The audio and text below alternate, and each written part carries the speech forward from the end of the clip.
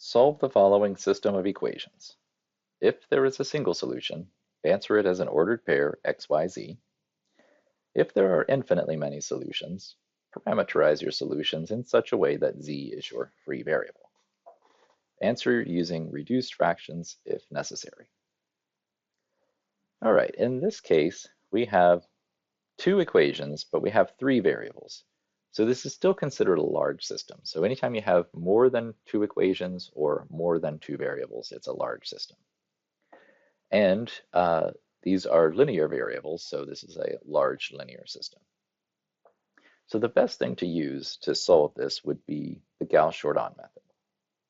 The Gauss-Jordan method requires you to express this as an augmented matrix first, which says to take each coefficient off of your variables, and the coefficients of x go into the first column of a matrix, coefficients on y go in the second, coefficients on z go in the third, and then you have the constants as well.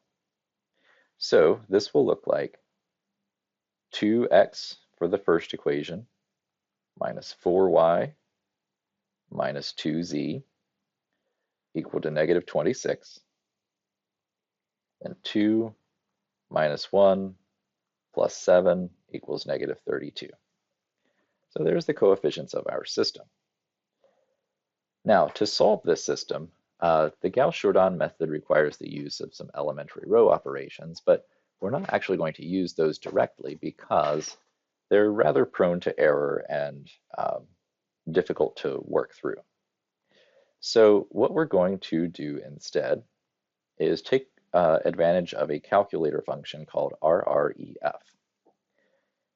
In order to use that, what we need to do is first go into the matrix menu, so second and x to the negative 1, and we need to enter the coefficients of our system. So just go over to the edit menu, highlight the name of a matrix and press enter, and then set an appropriate size for your matrix. In this case, 3 by 4 is too large because I don't have 3 equations. I need a 2 by 4. So that would give me 2 equations, then 3 variables plus the constants. Now I'll just enter the coefficients of the system, 2, negative 4, negative 2, and negative 26. Then 2, negative 1, 7, and negative 32.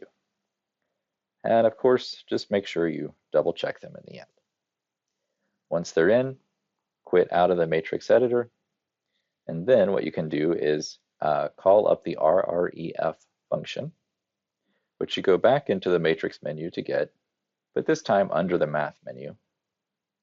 So then just scroll down, and it takes a bit to get there, but here we see RREF, which is different from REF, so be careful.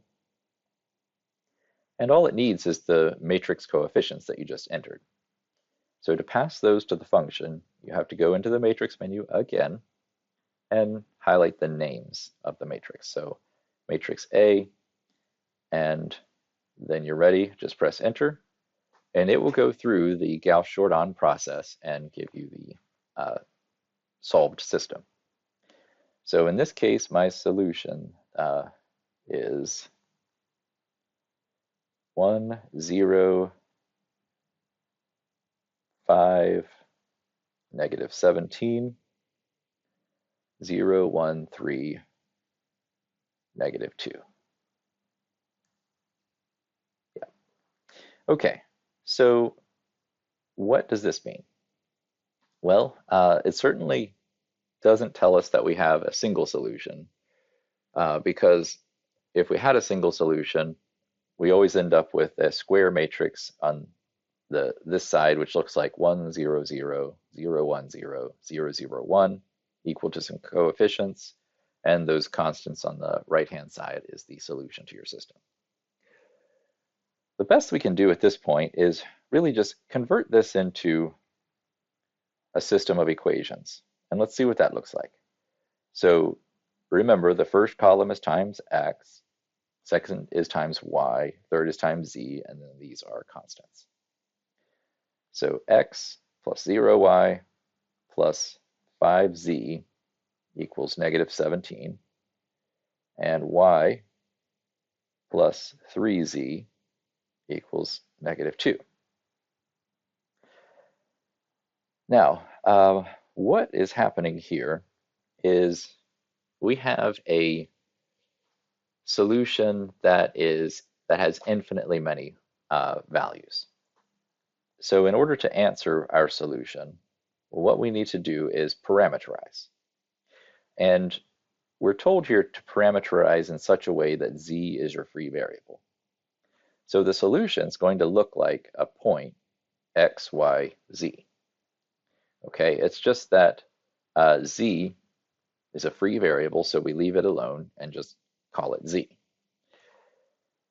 Then we have to determine equations for x and y based on whatever value of z is chosen. That's where these come into play. So if we solve these for x and y, we get x equals negative 5z minus 17, and y equals negative 3z minus 2. So these two equations tell us what the values of x and y would have to be for any value of z that's chosen, so that we get a coordinate triple that solves this system.